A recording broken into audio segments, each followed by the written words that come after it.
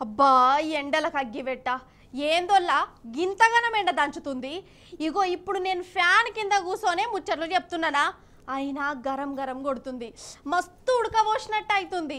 నాకే గిట్లుంటే సపోజ్ బయటికి పోయిన వాళ్ళ పరిస్థితి ఎట్లుంటుంది కావచ్చు. ఇక పట్ట పగిటేలి సూర్యుడు నడినెత్తునుండంగా చౌరస్తాల సిగ్నల్ పడితే బండ్లు నడిపేటోళ్ళ పరిస్థితి ఏంది కావచ్చు. వామ్మో, తలుసుకుంటా అంటేనే నాకైతే చక్కెర వచ్చినట్టు అవుతుంది. ఇంతకు వాళ్ళ పరిస్థితులు ఏందో చూడురు మీరు. నేనైతే నిమ్మకాయ షర్బతులు ఉప్పేసుకొని తాగుతా అప్పటిదాకా. ఓరి దేవుడా, 45 కాదు 46, 47, 48 దాకా వచ్చిందట. గదేనోళ్ళ ఈ ఎండ. సరే, ఈ సూర్యుని పర్ఫార్మెన్స్ ఎట్లుంటదో నిన్ననో మొన్ననో చెప్పిన కదా. అయితే ఆ సూర్యునికి ఆ మస్క కొట్టేటోళ్ళ గురించి చెప్తా. ఇగో ఇటు చూడుర్రి, మీద పచ్చ పరదా. అసలైతే ఇంట్లో పరదాలుంటాయి, సైడ్ పరదాలుంటాయి. ఇవి సూర్యుని పరదాలు అన్నట్టు.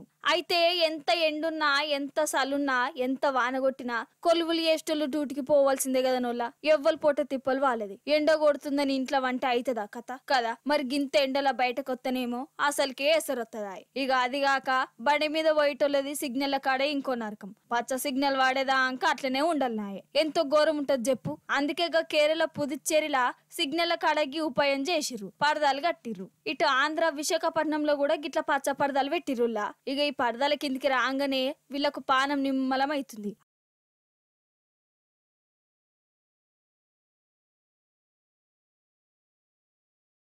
అసలైతే ఈ పరదాలను ఎర్రటెండల జనం పడుతున్న గోసం చూసి స్వర్గలోకంలో ఉన్న చెట్లు కిస్స కిస్స నవ్వుకుంటున్నాయి కావచ్చు. అంతే కదా మరి. మంచిగా చెట్లుంటేనేమో వాటిని ఇయ్యరమయ్యర నరికి పడేస్తారు. చెట్లను పెంచాలే, కాపాడుకోవాలంటేనేమో చాలా మంది మాకెందుకులే అనుకుంటారు. ఇప్పుడు చూడుర్రి, చెట్లు లేని జాగాలన్నీ ఎట్లా మండిపోతున్నాయో కదా. ఇక పరదాల సంగతి గట్లున్నదా. ఇక ఇంకో దిక్కు జ్యూస్ సెంటర్లు, సోడా బండ్లకు గిరాకే గిరాకిపో. ఇగో గీ బండైన చూడు, కర్బూజా కాయలతోని బండిని ఎంత మంచిగా మేకప్ చేసిండో. గిరాక్ కోసం సూసుడుతోనే కర్బూజా కాయలు తినాలన్నట్టు చేస్తుండు కదా. ఇప్పుడు నేను చెప్పొచ్చేది ఏందంటే, బయట మస్తు ఎండలున్నాయి, బయటకెళ్ళకురి. పండ్ల రసాలు, జ్యూసులు, నిమ్మకాయ నీళ్లు తాగాలి. పోరగళ్ళు ముసలోళ్ళు అయితే అస్సలే బయటకెళ్ళొద్దు. ఏమంటున్నా?